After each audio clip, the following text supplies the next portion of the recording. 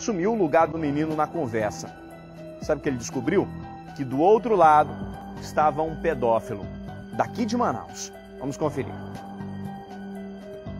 Parecia uma situação normal, do dia a dia. O pai chegou em casa e viu o filho sentado em frente ao computador. A criança de 9 anos estava na internet, mexia em um perfil na rede social. O homem então parou para ver com quem o filho conversava e estranhou a foto da pessoa que estava do outro lado da tela. A imagem mostrava uma adolescente apenas de biquíni. O homem então pediu para que a criança se levantasse e fosse brincar em outro cômodo da casa para descobrir o conteúdo da conversa. Mas do outro lado estava um pedófilo que tentava manipular o menino de 9 anos. Fui dando trela, fui conversando, aí eu percebi que a conversa estava uma conversa muito estranha. Daí eu peguei, isso foi no final de semana, na segunda-feira eu fui até a delegacia para saber o que eu podia fazer, né, que eles podiam fazer a respeito disso.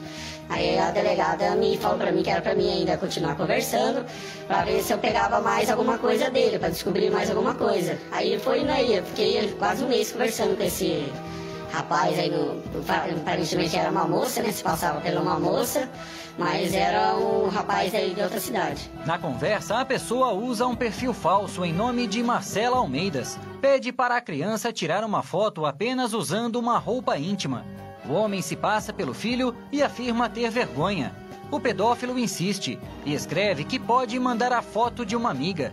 Nesse outro trecho, o suspeito pede para que a criança mande uma foto da amiga, de biquíni, na piscina, e até explica como encaminhar o arquivo, depois que o pai finge não saber transferir a imagem. Por fim, o homem escreve na mensagem o número de um celular. Ele recebe uma ligação, mas do outro lado ninguém fala nada. O pai, ainda se passando pela criança, conta que gravou esse número. Preocupado com o registro, o pedófilo nega ser o número dele e pede para apagar a ligação.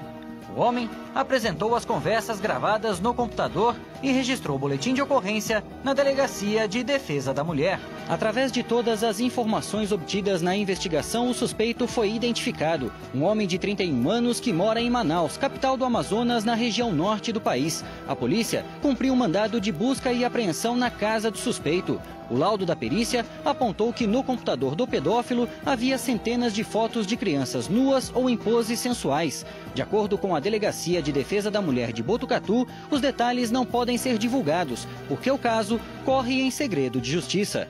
A Polícia Civil de Manaus já instaurou inquérito sobre o caso. O suspeito foi indiciado e vai responder pelo crime de pedofilia, conforme prevê o Estatuto da Criança e do Adolescente. Nós enviamos o computador para a perícia, porque se ele praticou isso pela internet com uma criança em São Paulo, com maior razão ele pode ter praticado com crianças daqui, que o acesso era mais fácil e tudo mais.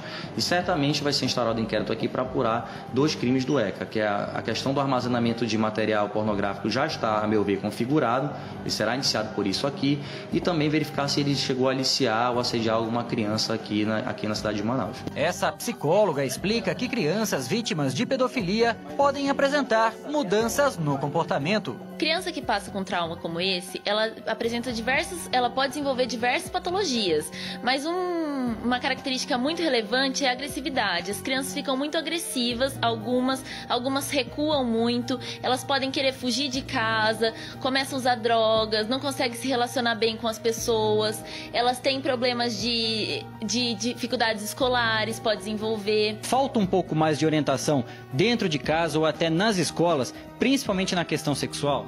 A questão da sexualidade devia ser abordada dia a dia.